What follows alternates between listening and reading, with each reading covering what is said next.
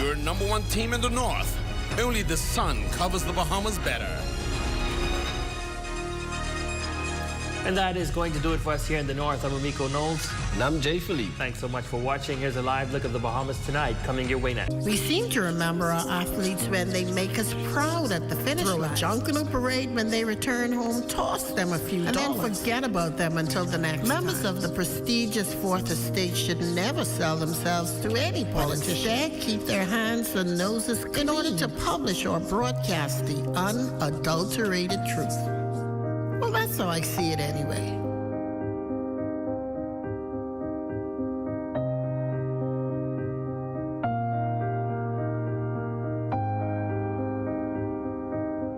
Read As I See It, exclusively at ZNNSBahamas.com. New articles premiere on Mondays at 9 a.m.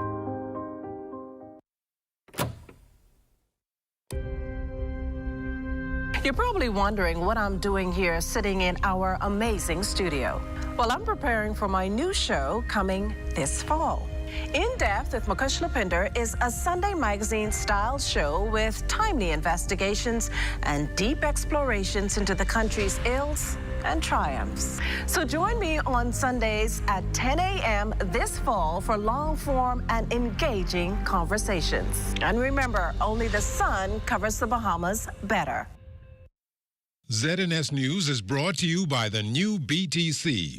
Fiber is here. Faster, stronger, more reliable. Together, we are unstoppable. Switch today. Now at 11, tributes pouring in for Archbishop Drexel Gomez. The former Anglican clergy head died this morning at age 88. He's being remembered as a pillar of his family, a steward of his faith, and a giant in the nation. Condolences tonight from prime ministers, both past and present, faith leaders, and members of the bishop's family. BTVI's president abruptly steps down. What we know about Dr. Linda Davis's decision to leave that tertiary institution. But first, the prime minister tonight says no need for a middleman. He will speak directly to the Bahamian people. His response to those union leaders he met with yesterday and his promise to Bahamian workers. Those stories and the day's other news this Tuesday, October 14th, 2025.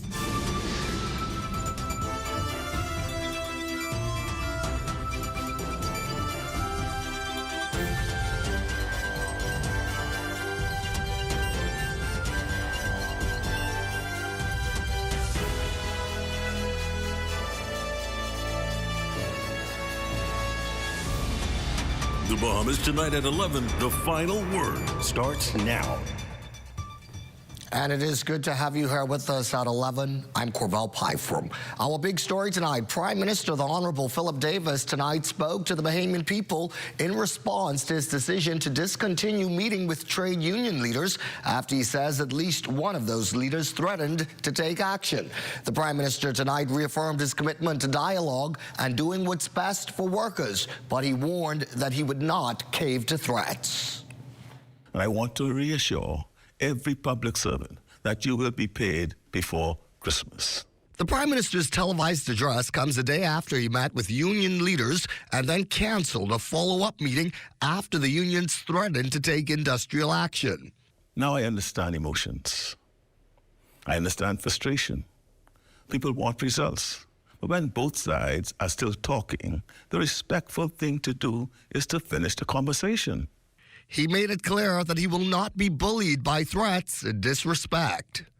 That is not how I was raised. That is not how I lead. I don't believe in shouting matches or grandstanding. Cussing and carrying on don't work for brave. We are adults, and we should act like it. Real progress happens when grown men and women sit down, listen, and reason with each other. The national salary review Mr. Davis announced is complete.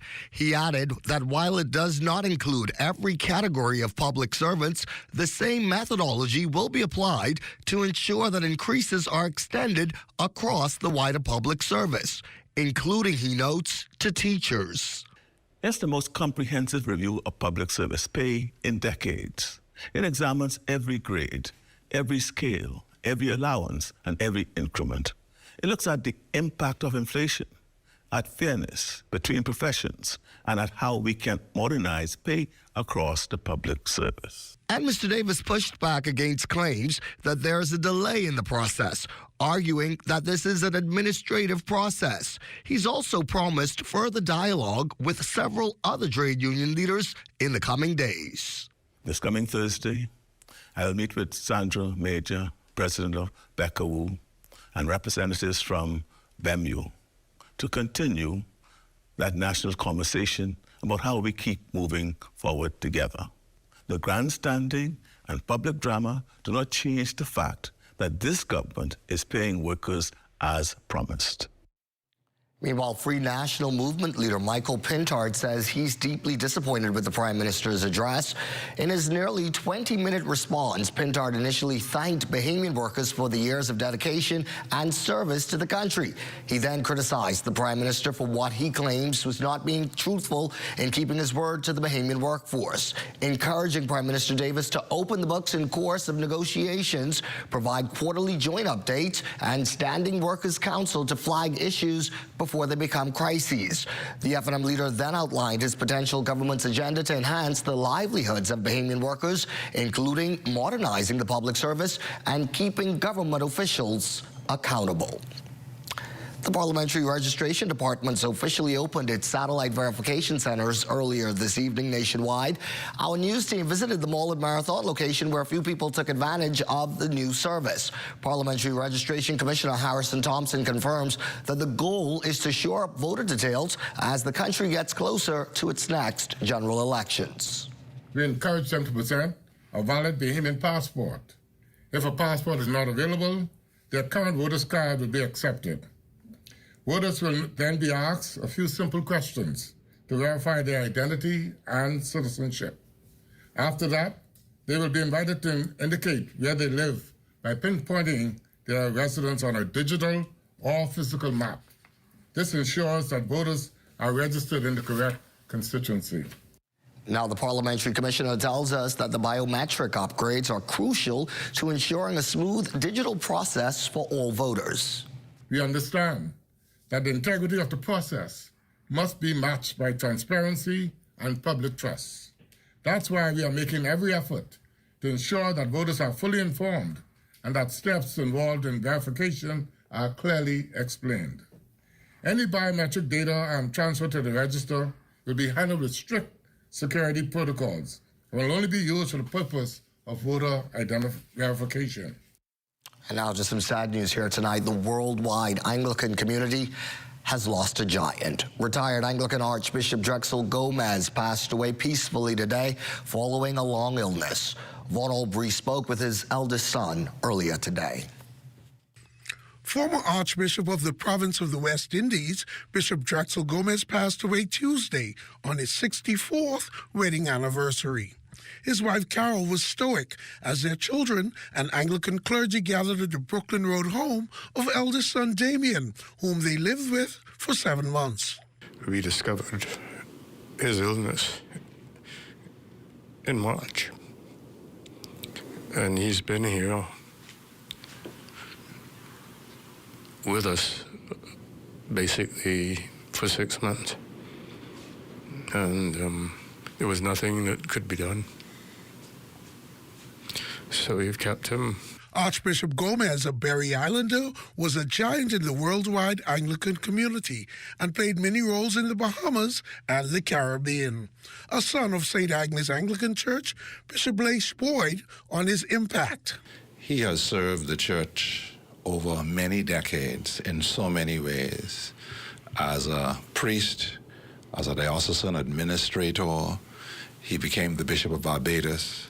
He became the bishop of this diocese. He served as Archbishop of the province.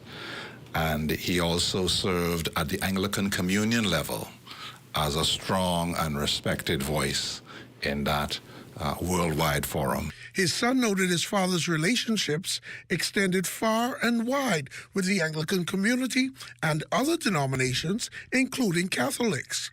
Well-read, Archbishop Gomez was friends with the late Pope. He and Pope Benedict were close friends, having read together and written about theological issues.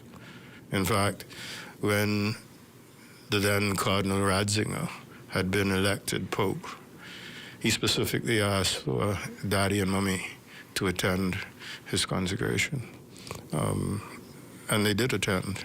As funeral arrangements are being made, it is likely that Archbishop Gomez will be interred here at St. Agnes. For the Bahamas Tonight, I am Vaughn Albury. Thank you, Vaughn. Well, among those publicly giving thanks and by the same token bidding farewell to His Grace is the Prime Minister, who in a release stressed that while not born into privilege, Anglican Archbishop Drexel Gomez's life was one of purpose. Ordained a deacon in 1959, Archbishop Gomez was credited with teaching that unity is not the absence of difference, but the presence of love. He was a steady hand, a moral compass, the Prime Minister said, who reminded that leadership is service, that faith must be lived, and that a man's greatness is measured by his humility.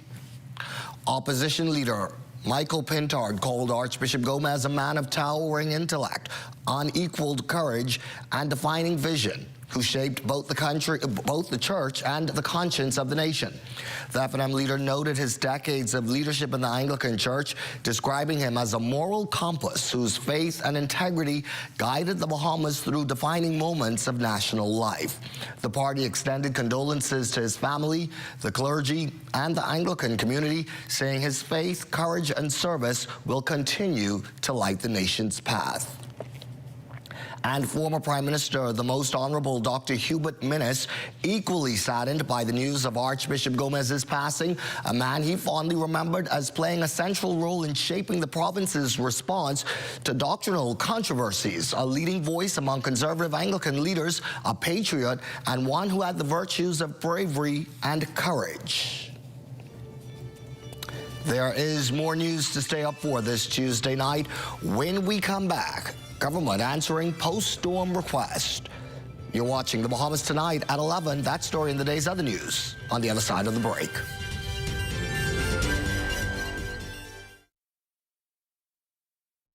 Step into a life of luxury and convenience with the Commonwealth Bank Platinum Card. From earning premium cashback rewards on every dollar spent to enjoying comprehensive travel insurance, shop with confidence, knowing your purchases are protected. Our Platinum Concierge service turns your requests into reality, wherever life takes you. Let the Commonwealth Bank Platinum Card be your passport to exceptional experiences. Commonwealth Bank, leader in personal banking services. You've got termites and need to get rid of them fast? Trust Rentokil Initial. With over 60 years experience in the Bahamas, the global brand, training, and expertise can't be beat. Only Rentokil Initial gives you a 3-year warranty and payment plan options on termite fumigation. No one can match the range of treatments we offer, such as fumigation, pre-construction treatments, termite monitoring, and more. No matter where you are in the Bahamas, we will come to you. When it comes to complete termite eradication, there's only one name, Rentokil Initial. Bahamas, get ready to celebrate 25 years of Rhythm and Power. It's the State Jungle Group 25 years of music concert featuring live performances by KB, Carl McDonald,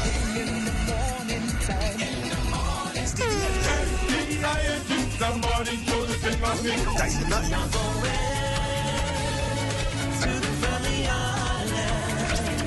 and D-Mac. With music by DJ Red and DJ Pressure. November 1st, 8 p.m. sharp at the Farm on Marshall Road. Grab your tickets now at BahamasEtickets.com. Call or WhatsApp for tickets 424-6433 or 477-0191. Sponsored by Island Up TV, J.S. Johnson, Gain Reid, Today & Co., The Farm, and Chris Simonin and Associates. As we continue here this Tuesday night, there's a transition in leadership at the Bahamas Technical and Vocational Institute. After just over 2 years at the reins, its first female president, Dr. Linda Davis, is set to vacate the top post before year's end. Details regarding who will assume interim leadership and the process of identifying a successor have not yet been revealed. Dr. Davis leaves BTVI only weeks after the institution attained international accreditation, strengthening its global credibility and and positioning it as a serious contender in the region and internationally. Her stewardship has also been marked by shepherding the review, revision, and development of programs and policies and implementing protocols and procedures to enhance BTVI's efficiency and accountability. Dr. Davis demits office on December 20th. A few weeks after Tropical Storm Imelda's landfall in New Providence, a number of residents are now seeking assistance from the Ministry of Housing and Urban Renewal following the significant flooding the storm left behind. And according to Minister of State for Housing and Urban Renewal, the Honorable Lisa Ramming, they are receiving that much-needed help. You would have seen the Honorable Keith Bell, the Minister for Housing and Renewal. He was actually on the ground shortly after that storm would have passed, assessing the area with those individuals from the Urban Renewal. And also there were Member of Parliament, Joe Kobe Davis. We also had the Honorable Leslie Bryce. They were on the ground assisting those persons. So yes, persons did reach out for assistance. Nobody was asking for shelter. However, damages, roofs and different things that lift up during that twirl. I don't call it a tornado, it was a twirl, and the storm itself. So yeah, but they are being assisted as we speak. The world's to get a taste of local and flavors and native dishes. Now that the Bahamas Agricultural and Industrial Corporation, BAIC, signed a memorandum of understanding with Ontario Inc. and Preston Drummond earlier today. It's a $45 million investment signaling the birth of Bahamian Heat, a brand of hot sauces and consumer products. Ontario Inc. CEO Chris Chetty says the product, which will be affordable, will hit food stores across the country and in Toronto, Canada, before the end of the year. We really want to roll this out across the country. We definitely want to look at ways to bring it to retail, bring it to the restaurant sectors, making it a staple hot sauce that everyone that's going to be, that they're going to see, whether they're locals or people entering in and out of the country. Obviously, we want to try to get them at the airports and, have it notable that it's a lifestyle product.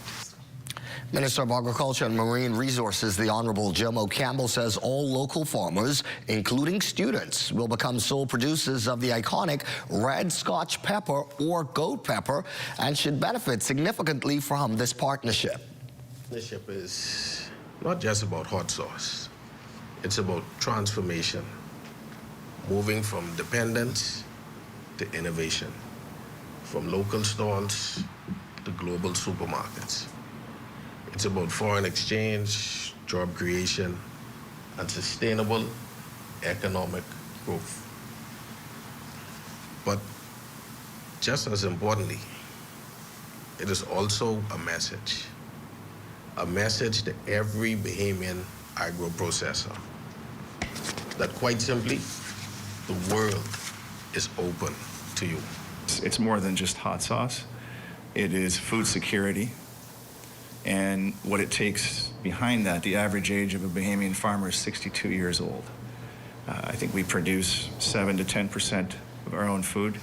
And frankly, that terrifies me. And I think that there's a lot that we can do. And so, this is one of a few initiatives. We turn to sports next here at 11. Here's Amajal Knowles with a preview of what's ahead. Some of the country's top athletes honored. Details of that story and more coming up in sports.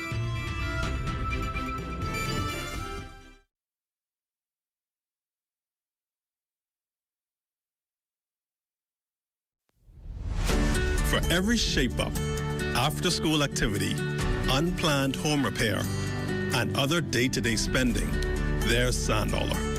SandDollar is a convenient way to send and receive money instantly. SandDollar is easy to use. It's safe and secure. Just like physical cash, SandDollar is issued by the Central Bank of the Bahamas. And best of all, there are no fees for individuals to send or receive funds. Download a SandDollar-enabled digital wallet and enjoy the benefits of the digital Bahamian dollar. Spend it locally. Transfer it to and from a local bank account or convert it to and from physical cash. Learn more at www.sanddollar.bs.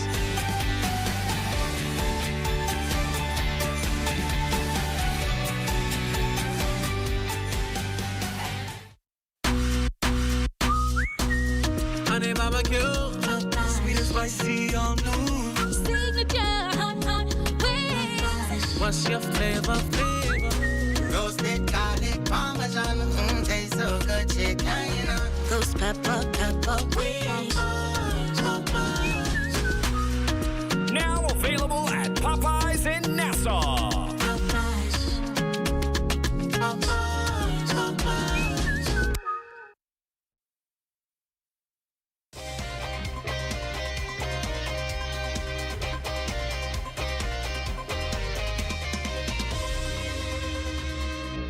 Welcome to your Tuesday Sports Check, everyone. I'm Amajal Knowles, topping sports. A number of the country's top athletes honored yesterday on National Heroes Day for their significant achievements and contributions to the development of sports in the country. They include basketball stars Buddy Hield, DeAndre Ayton, VJ Edgecombe, and Jonquel Jones, along with baseball superstar Chad Chisholm Jr. and Olympic gold medalist Stephen Gardner. Chisholm, Jones, Ayton, Gardner, and Hield all received the Order of Distinction Companion Award for their contributions, while Edgecombe and Jones received the Order of Lignum Vitae Award. Other sports figures such as Linda Ford and Oria Wood Knowles were recognized as well. Both ladies received the Distinguished Service Medal Award. And finally, our very own veteran Zenith sportscaster, Ricardo Lightbourne, receiving the Order of Merit Member Award as well. Congratulations to all the recipients. More from elite athletes, this time over in track. Bayman world record holder Devin Charlton closed out her 2025 season with a fourth-place finish in the women's 100-meter hurdles at the Athlos NYC 25 event on Friday. The all-women's event was held at the iconic ICANN Stadium in New York and featured some of the biggest names in track and field in a powerful display of womanhood, strength, and excellence in sport. The winners were interviewed and presented with Athlos crowns by tennis icon Serena Williams, whose husband, Alexis Ohanian, the co-founder of Reddit, was the creator for the event designed to highlight and invest in female athletes. In high school track news, the cross-country season continued with the 2025 William Knucklehead Johnson Cross Country Invitational at St. Augustine's College over the weekend. Athletes turned in a number of top performances to earn victories for their schools and respective clubs. C.R. Walker Knights won the under-20 boys division with 30 points.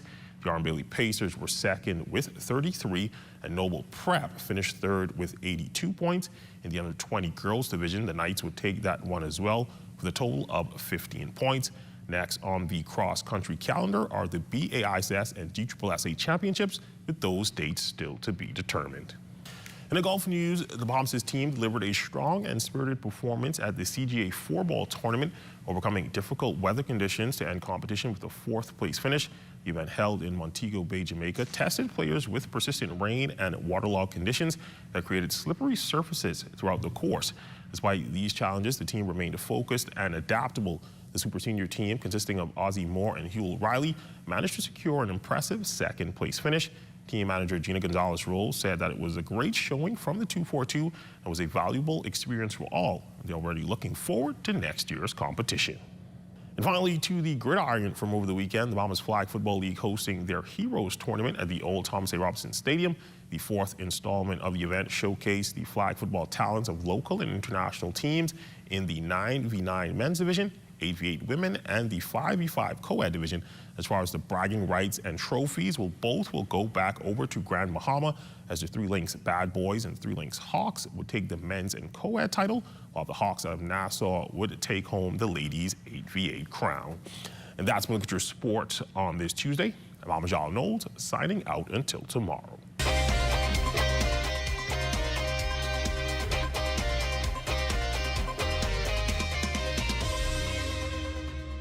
The internet isn't just for surfing. There's a sea of shoppers buying online, and you can connect with them on Tingsy.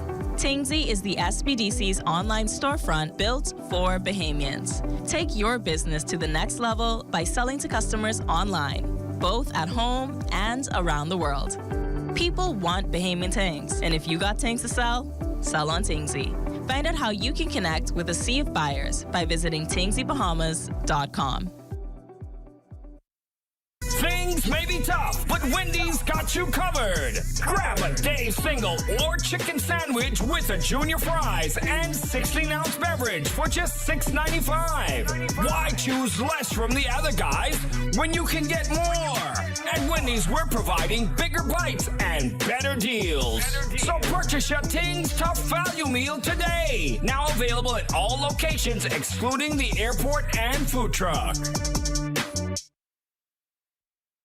This beauty is just one of 29 power stations spread across 17 islands of the Bahamas. At the helm of this ship is a woman in power, our CEO at Bahamas Power and Light, Tony Seymour.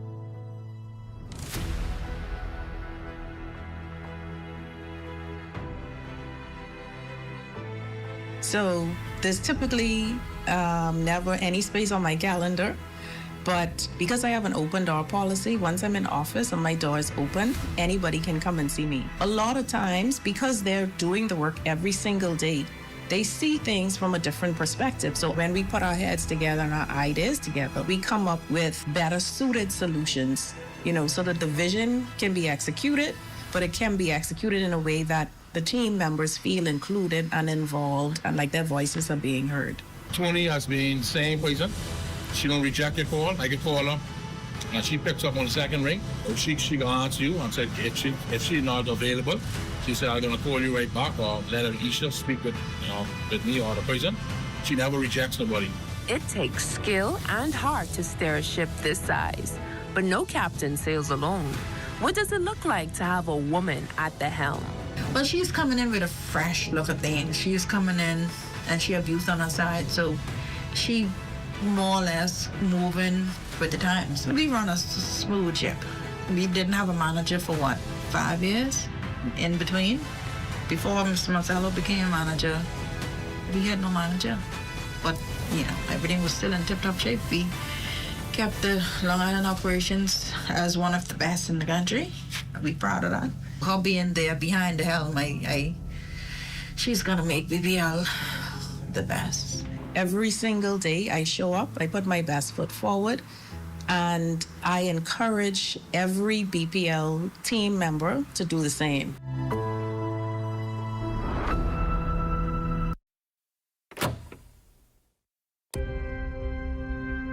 You're probably wondering what I'm doing here sitting in our amazing studio. Well, I'm preparing for my new show coming this fall. In Depth with Mukesh Lapinder is a Sunday magazine-style show with timely investigations and deep explorations into the country's ills and triumphs. So join me on Sundays at 10 a.m. this fall for long-form and engaging conversations. And remember, only the sun covers the Bahamas better. Wet conditions seem to be dominating our weather forecast. For the very latest, let's check in with Chief Meteorologist Basil Dean. Good evening, Carl. In the tropics, we continue to monitor Tropical Storm Lorenzo. It's weakened significantly over the last 6 hours. It's barely hanging on to tropical storm status. Back in winds of 40 miles per hour, and we anticipate that as it continues towards the north, it will dissipate within the next 48 hours. And then there's a second area we're watching in the central Atlantic. Somewhere in this area, we anticipate that something could develop, and we're giving that a low chance, about a 30% chance of development. However, computer models are all suggesting that it's going to continue on that westward track. Temperatures around the islands this evening: Marshall, Barbacoa 78, 78 in Green Toll Key, another 78 in Freeport, Grand Bahama, the Berry Islands. They're at 80 degrees, 84 in Alistown, Bimini, 80 in the Berry Islands, Roxanne, Eleuthera at 81, Arthurstown, Cadala, 81 degrees, 79 in Black Point, Exuma, also Kemp Space, Andros, and Fresh Creek in Central Andros. Georgetown, Exuma, Rum Key and San Salvador, 81 degrees. Crooked Island, Clarence Town, Long Island, and Ragged Island also reported 81 degrees. Now we pick up a couple of 83s. Acklands, Betsy Bay, Mangona, Matchitown, Unigo, Turks and Caicos Islands at 86 degrees. And our satellite pictures, well, they're showing that front boundary now heading into the southeast Bahamas, so lots of the clouds are clearing the northwestern parts of the country. So most of the showers will reside in the central and southeastern islands tonight. And as we look at our forecast for tonight, mainly clear, and this is in the northwestern parts of the country, a bit on the warm side. Low temperature, 78 degrees, and tomorrow, breezy in the morning, otherwise mostly sunny and quite pleasant, with a high temperature of 85 degrees. And the extended weather forecast is going to shape up like this. Pretty nice weather through tomorrow, but we'll have some of those showers work its way back into the forecast on Thursday and Friday. But as we head into the weekend, lots of sunshine in the showers in the forecast. So beautiful weather conditions shaping up, and that will carry right over into the early part of next week. And those daytime temperatures becoming very, very nice. We're looking at mid-80s for the greater part of the next 7 days. Carmel. Nice to have a holiday because we're already at midweek. Thank you, Basil, and thank you for being with us this late night. I'm Corval Pyfrom, and for all of us, take care, be well, and remember, we'll be looking to see you again right back here tomorrow evening. Good night.